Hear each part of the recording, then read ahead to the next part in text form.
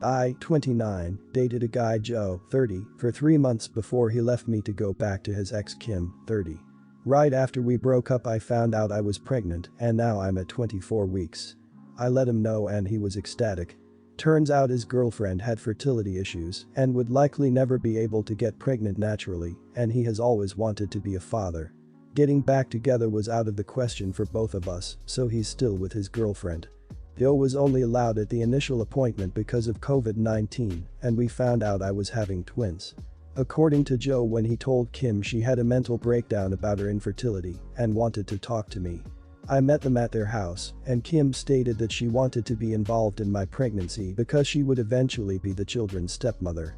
She started telling me that I needed to do a home birth, that I needed to formula feed so that they could have the babies half of the week, that she wanted one boy and one girl, and that she wanted the kid to call her mama, since they would be calling me mommy.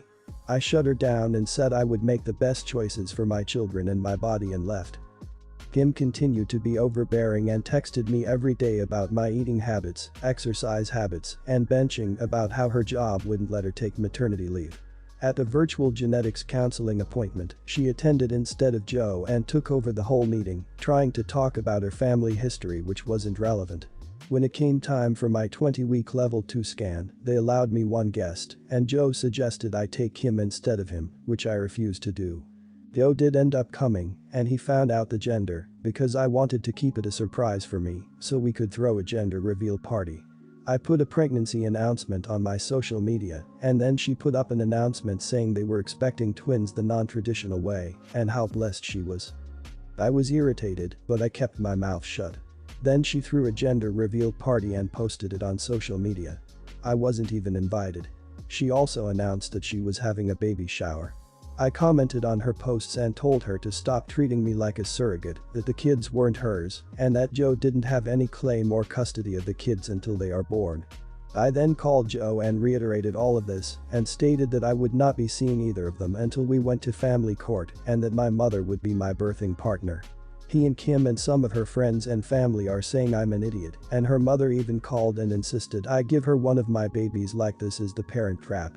So, am I the idiot? Definitely not the idiot, no doubts about that. Please make sure you're careful, especially now after this crazy woman went to your workplace and caused all these issues. Kim is very much psychotic and if anything needs to go to a mental hospital. She is capable of doing something even worse.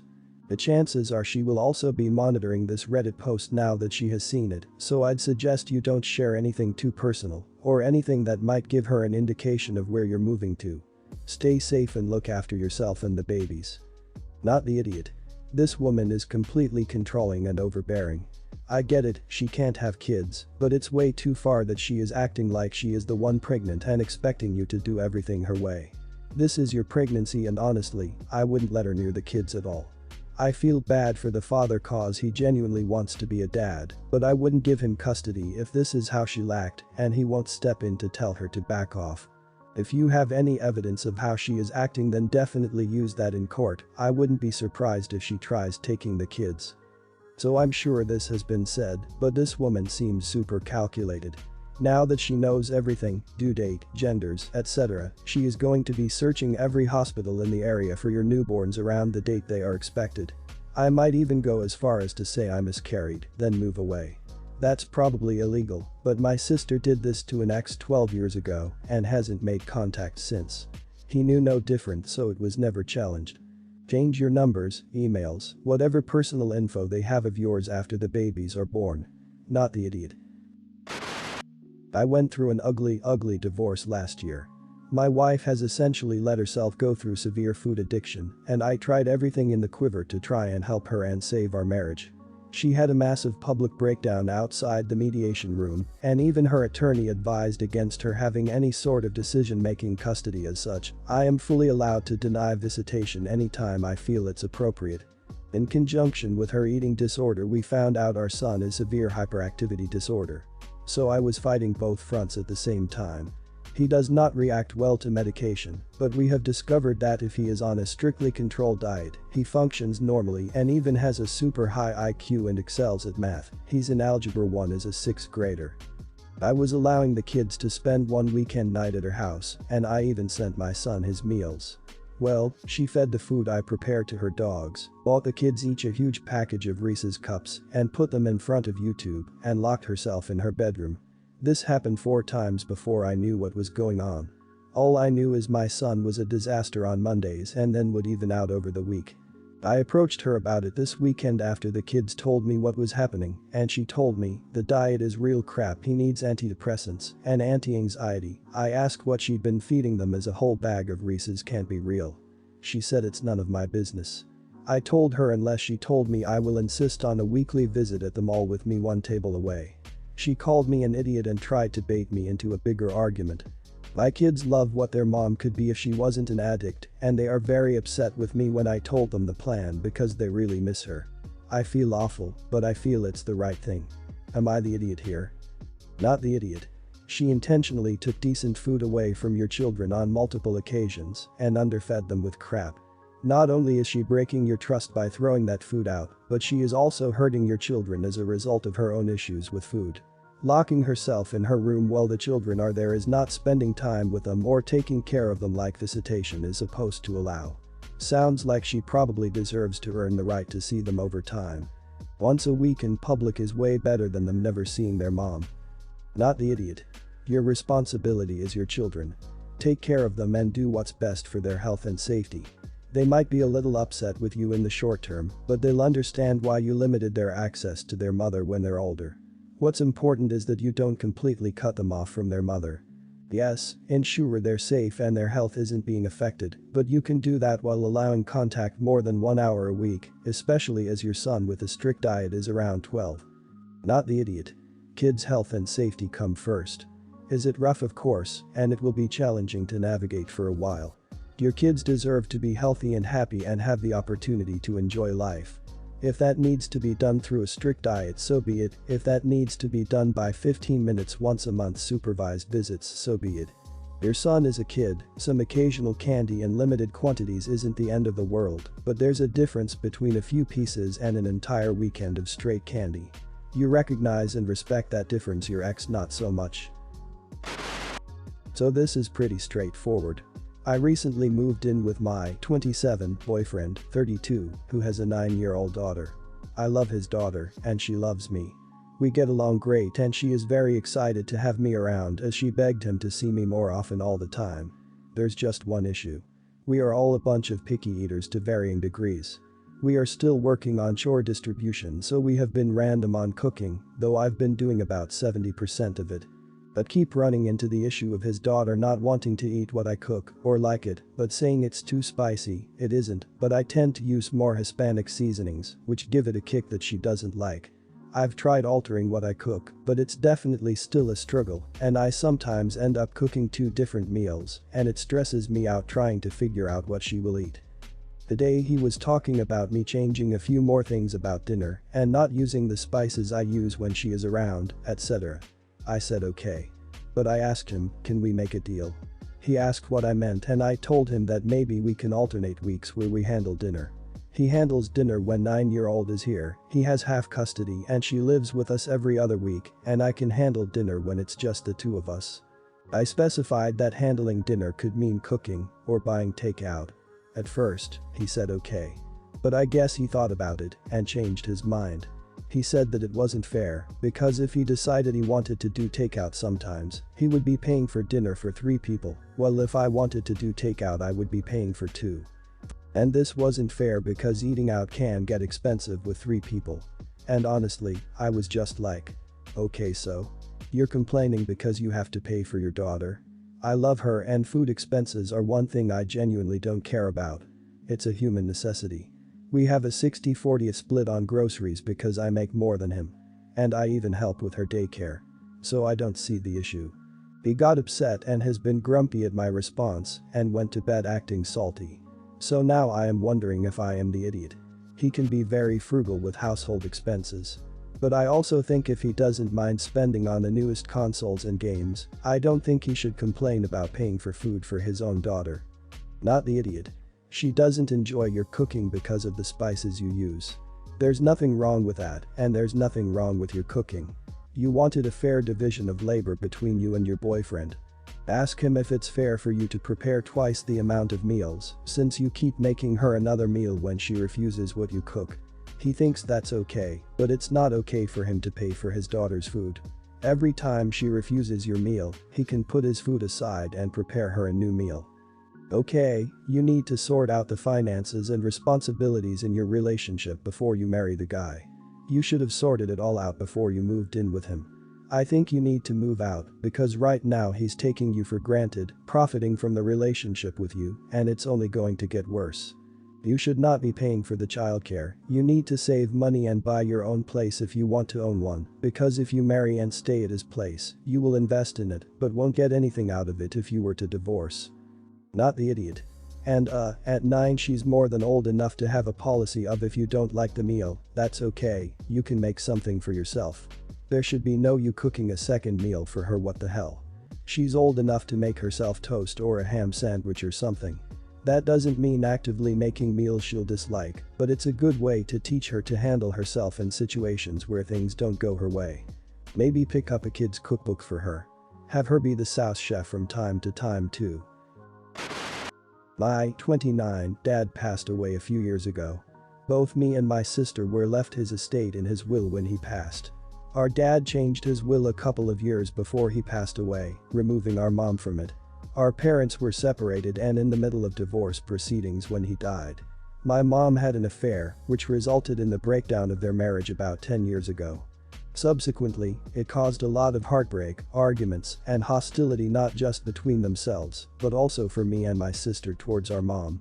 This has somewhat resolved as the years passed. My sister was amicable with mom, for me.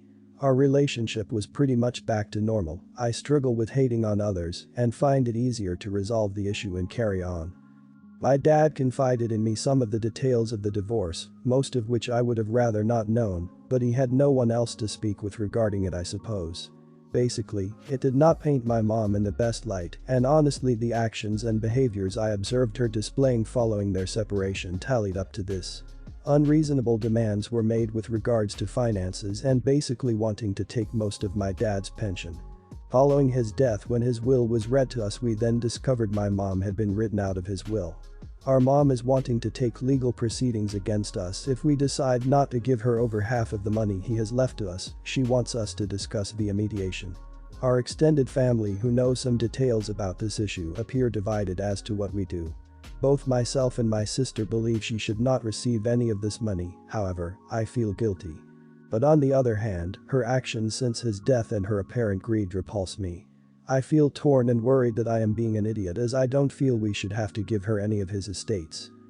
Not the idiot, please get a lawyer, as the laws will be different depending on where you live. Since the divorce is not final, she may have spousal rights and can possibly contest the will.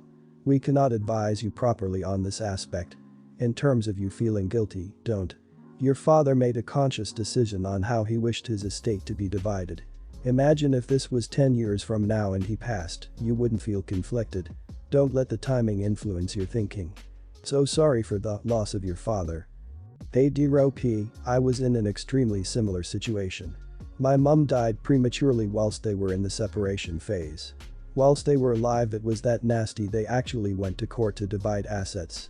My mum still loved my dad and didn't want him to leave, which left a load of uncomfortable decisions to be had sometimes after she passed. However, my mum changed her will. So did yours. This is a deliberate act and we need to trust it. You're what she wanted her spoils for. Sending hugs. OP, she noped out of that marriage 10 years ago when she decided to have an affair. Regardless of what your father told you or what you witnessed, she did that. That's your money. Your dad knew who he wanted that to go to, and no one should override that regardless of the situation. That your mother is willing to nuke the relationship with her children for money shows you the woman she is. As selfish as she was 10 years ago. Legal action hopefully has no legs. I hope you have the resolve to cut this leech out of your life. Not the idiot.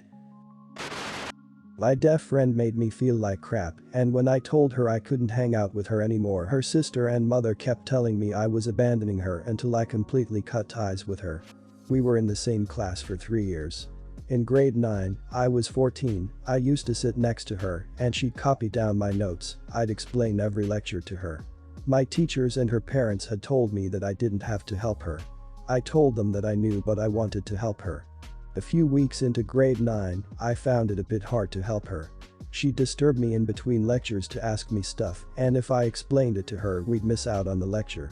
Our teachers always refused to go back because time would be short and would instead ask us to see them after class for revision, but I had consecutive classes so I couldn't go. She also wanted all my attention to herself. I couldn't hang out with my friends because she'd get hurt otherwise.